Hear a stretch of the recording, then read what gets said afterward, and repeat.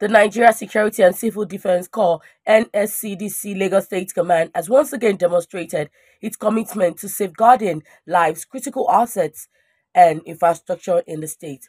The State Commandant (NSCDC) Lagos State Command Commandant of Corps Adedotun Sunday Keshiro earlier on Thursday, 11th January 2024, paraded four male suspects who were apprehended while attempting to vandalize the Nigerian National Petroleum Corporation Limited (NNPCL). Tuesday, 9th of January 2024, we received credible intelligence information from the community people here, because we have very robust relationship with communities in Lagos, particularly communities where pipeline passes through, which is critical asset of the government. So when we received that credible and actionable intelligence information from them, we activated our anti-vandal team to move to the site, because the community started seeing movements of these vandals, these suspected vandals, moving with their equipment into the scene of this crime.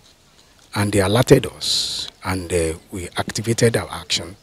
in order for us to forestall this nefarious act. This will no more be tolerated from this criminal element, and everybody should be on the lookout and give us information the way this community did, which is going to help all of us, because there's nothing we can do as secret agents without the cooperation of the community. So we really want to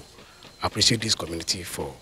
what they did. However, the NSCDC Lagos State Commandant Adedotun Keshiro has also directed that the recovered exhibits, including the white bus and the registration number, implemented and arrested suspects from the operation, should be brought to the State Command Headquarters in Alausa, Ikeja for further questioning and investigation proper.